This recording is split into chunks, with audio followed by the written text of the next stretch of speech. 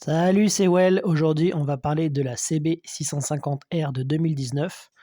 Mais ce qui va changer, c'est qu'on va d'abord écouter la propriétaire qui va nous en toucher quelques mots. Je fais 1,63 m pour 58 kilos. Ce que je pourrais dire, c'est que la moto est très maniable malgré son poids de 202 kilos. Je touche par terre, que ce soit avec des bottes de moto à semelle épaisse ou avec des petites tennis d'été. Je suis un peu plus sur la pointe avec les tennis d'été, mais je touche par terre. Les manœuvres sont assez faciles. Ce que j'apprécie sur cette moto, ce sont les rétroviseurs dans lesquels on peut voir parfaitement, contrairement à la Z400 que j'avais auparavant et qui était inopérante à ce niveau-là. La moto est assez inconfortable sur les longs trajets, notamment pour les fesses. Et si on prend l'autoroute à grande vitesse, c'est pareil, on a beaucoup de vent dans le visage et sur le corps. Par contre, dès qu'on arpente les petites routes de campagne, là tout va bien, parce qu'on dépasse rarement les 80 km/h, donc en général, c'est supportable. J'ai fait installer une selle confort en Bultex, et ça résout totalement le problème de douleur au postérieur. J'ai des personnes qui m'ont parlé de vibrations dans les poignets. Alors moi, je ressens pas ça, mais j'ai des embouts de guidon Puig. Je ne sais pas si c'est ça qui joue ou pas, mais en tout cas, moi, je ne ressens aucune vibration à ce niveau-là. Côté compteur, je le trouve assez bien fait. Il y a le rapport engagé, la jauge d'essence. On peut programmer des tripes A et B, ce qui est assez pratique. La réserve fait 50 km d'autonomie.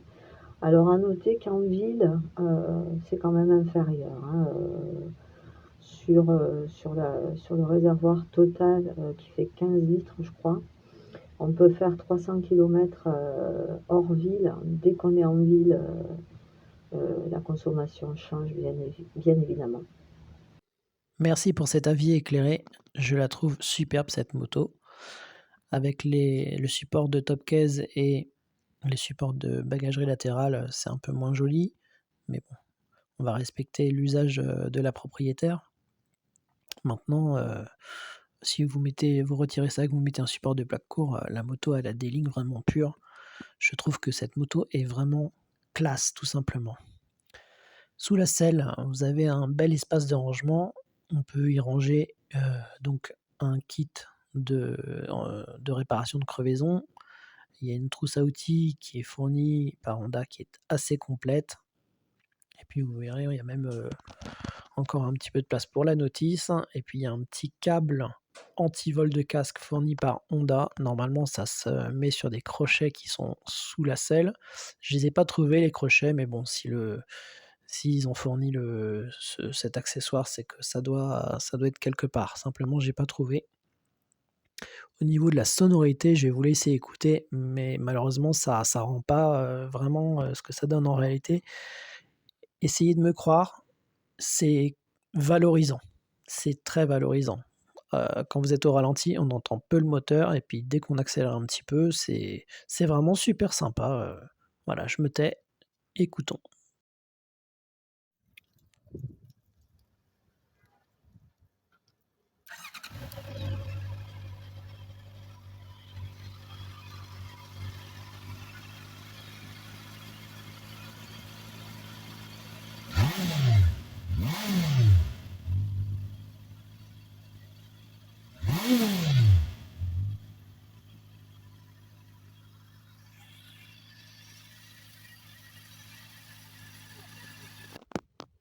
Sur ce Roadster, on est bien installé au niveau des jambes, il n'y a pas d'angle exagéré au niveau des genoux. Au niveau du cintre, c'est assez large, donc on se retrouve en appui sur les poignets. C'est surprenant, on se croirait un petit peu sur une Monster, évidemment toute proportion gardée. Ceci dit, cette largeur permet d'avoir un excellent bras de levier et ça, je pense que ça participe à la facilité en ville. Les manœuvres s'engagent facilement. D'ailleurs, c'est ce que disait la propriétaire, hein, pas de difficulté en ville. Je confirme. En plus, vous avez le moteur 4 cylindres qui est très doux, donc il a un fonctionnement qui est vraiment agréable à bas régime et si vous tournez la poignée, vous avez une poussée qui est franche mais sans brutalité et qui est progressive. Au niveau du freinage, donc vous avez un levier à l'avant qui est réglable. À l'arrière, bon, le frein est efficace. Ça permet de force on peut s'arrêter, sur des feux rouges en ville, sans souci avec le frein arrière uniquement. C'est moi ce que je fais en général, c'est que j'amorce, quasiment tout le freinage, à l'arrière et puis je fais un finish, avec le frein avant. Voilà, ça permet d'avoir une conduite douce et confortable, surtout si vous avez un passager, hein, je vous conseille d'utiliser cette méthode en ville. Le frein à l'avant, donc lui avec des étriers, radiaux, je crois que c'est les mêmes pinces, hein, qui équipent la nouvelle CB500. C'est pareil, je suis pas surpris, j'aurais pensé que l'efficacité serait meilleure. En tout cas, l'adéquation avec la fourche, le setting de fourche est correct. Vous avez pas de plongée exagérée. La fourche, je rappelle, elle est pas réglable. À l'arrière, le combiné amortisseur, lui, il est réglable uniquement sur la précontrainte. Pareil, le setting d'origine est tout à fait correct, donc je dirais que ça paraît basique comme ça, mais au final, il n'y a pas besoin de changer, cet équipement-là, c'est correct, y compris, en mode attaque, hein. Il y a pas de sensation de coup de raquette, de mauvais rebond. Là, je dirais au niveau de la géométrie, il y a pas non plus de sensation d'instabilité. Voilà, on peut si on veut, on peut attaquer avec cette moto. À ce moment-là, vous tournez la poignée, vous allez avoir une franche poussée, qui va être très, très agréable, jusqu'au rupteur. Donc de toute façon, simplement, je dirais que le il n'y a pas de crête de couple à très haut régime, comme on peut avoir, sur certains 4 cylindres, sportifs. Là, c'est pas le cas. Donc du coup, je dirais que vraiment la plage agréable, finalement, elle se situe à bas régime et à moyen régime, on va dire jusqu'à 8 000 tours. Au-delà, vous pouvez bien sûr, monter. Vous aurez toujours, cette puissance qui va monter, progressivement, avec le régime moteur. Mais clairement ça ne vous y incite pas parce que vous n'avez pas de crête de couple comme, on pouvait avoir, sur des 4 cylindres, vraiment sportifs. Je vous invite à essayer une Yamaha R6 et vous comprendrez ce que ça veut dire. Là, c'est complètement l'inverse, c'est une moto qui est placide, sous les 8 000 tours et qui ensuite, vous satellise complètement. Là, c'est pas du tout le cas, c'est vraiment orienté vers, la facilité d'utilisation et une efficacité. Ça vous permet, bah, encore une fois, d'être à l'aise en ville, d'être à l'aise sur départemental. Vous pouvez enquiller de l'autoroute. Évidemment, vous aurez une moindre protection, ça sera un petit peu moins agréable, c'est un roadster, c'est normal. Mais regardez, l'utilisatrice, elle, elle fait des road trips avec. Les vacances, elle les passe, aux 4 coins de la France, en Bretagne, dans le Morvan et cetera et il y a pas de souci, ce qui veut dire que vous pouvez faire du grand tourisme sans forcément vous promener avec une horreur, c'est-à-dire des trails. Je suis désolé, je fais un petit peu d'humour, mais voilà, donc vous avez, cette opportunité de CB650R qui sera jolie et qui vous permettra de vous emmener un petit peu partout, que ça soit pour, la petite balade, aller chercher le pain ou aller carrément très, très loin.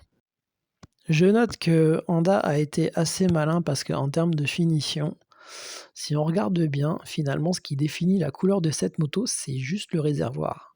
Tout le reste, vous regardez, les petites écopes sont grises, le garde-boue avant, il est noir.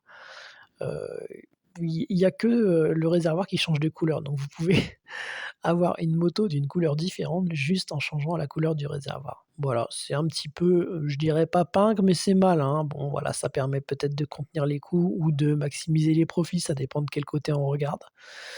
Bon, c'est pas ça me dérange pas, la moto reste encore une fois jolie. J'ai eu l'opportunité de tester en passager. Rien de spécial à dire, on est assez bien installés. L'angle des genoux est un petit peu plus, fermé que sur la position du conducteur, mais pas d'inconfort particulier. Je dirais que oui, c'est une moto, qui peut tout à fait s'adresser, à un duo. Si vous êtes en couple, voilà, c'est pas du tout un souci, vous pouvez y aller. Vous pouvez remarquer que pour les images vidéo, j'ai tourné, sur Paris. J'ai essayé la moto bien sûr dans des plus grands espaces, mais là pour les images, j'ai pu faire que qu'à cet endroit-là. Alors vous verrez qu'il y a pas mal de travaux, il y a des feux rouges dans tous les sens, il y a des lignes jaunes partout parce que voilà, les rues sont en travaux, il y a des, heu, des panneaux, provisoires et cetera. En termes de cyclisme, bah, en fait, les cyclistes, ne respectent rien, globalement. Pour eux, il y a pas de feu rouge, il y a pas de sens interdit, il y a que dalle.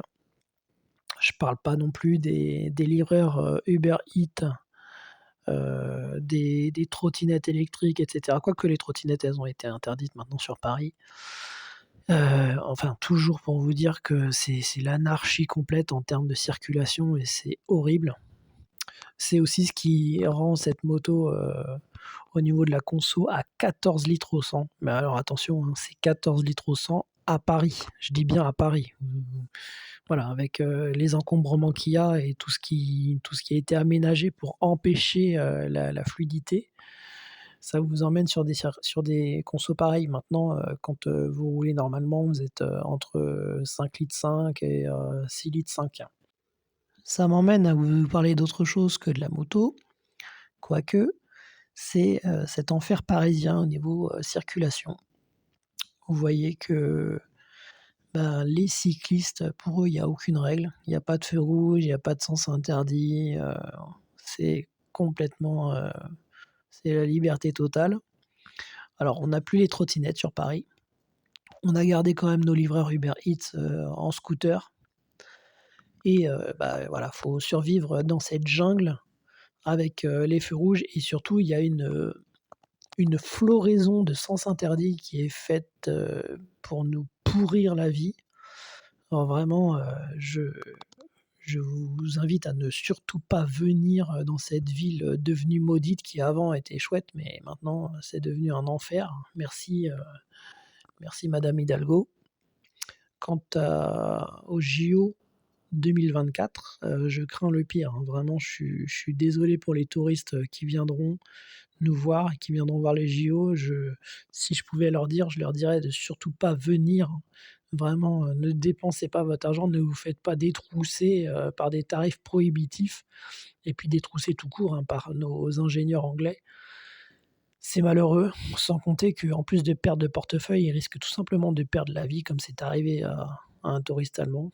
Bon là, je peste un peu là, sur la commande inversée du klaxon et du clignotant.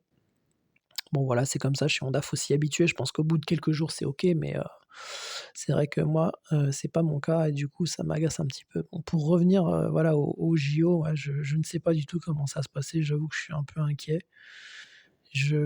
Voilà, j'espère qu'il y aura pas trop de morts. Je suis vraiment désolé de parler de ça, mais voilà, disons que c'était l'occasion. Pour finir, hein, je vais parler des défauts de cette Honda, parce qu'il y en a. Beh, j'en ai trouvé qu'un. Donc il y en a qu'un, c'est le tableau de bord. Et le tableau de bord, son problème, c'est toujours la lisibilité en plein jour. Suivant l'angle, du soleil, par rapport à celui-ci, ben, ça le rend, plus ou moins bien lisible. Souvent, ça le rend moins bien lisible. Quand on est, de nuit ou le soir, vous voyez là, le soleil se couche, en fait, on a le rétroéclairage bleu qui entre en œuvre et ça ne pose aucun problème. Donc le soir ou la nuit, c'est OK, il y a pas de souci. Mais par contre, bah, voilà, dès que c'est en plein jour, c'est un peu gâché. Pour le reste, les points positifs, bah, vous avez une moto qui est facile, que ça soit en ville, en départementale, et complètement vivable aussi sur autoroute. Hem, Vous avez, vraiment une puissance, moteur qui est complètement suffisante. Vous pouvez suivre les copains à l'attaque, il y a aucun problème. De la performance, vous en avez dès les mi-régimes, vous pouvez monter jusqu'au rupteur, mais disons que voilà, jusqu'à 8 000 c'est OK, c'est complètement suffisant. Donc moteur agréable, surtout sonorité agréable, esthétique, bah, réussie. Et ça m'emmène à vous dire aussi que finalement, le principal, avantage de cette moto, c'est qu'elle est très valorisante. Voilà, vous avez cet ensemble esthétique, sonore, performance et cetera, donc ça vous met dans une ambiance cossue et vous êtes, voilà, vous êtes valorisé. Alors cette moto que j'essaye, elle est en vente, elle est, à 6 200 € sur Leboncoin, c'est une annonce parisienne. Voilà, si vous voulez la rechercher, vous la trouverez. Il y en a d'autres, hein, mais celle-ci, j'aurais tendance à vous la conseiller parce qu'elle a un entretien suivi et qu'en plus elle est super bien équipée. Voilà, ça peut être chouette. Donc sur ce, bah, je vous laisse et comme d'habitude, je vous souhaite une bonne route et prudence à vous.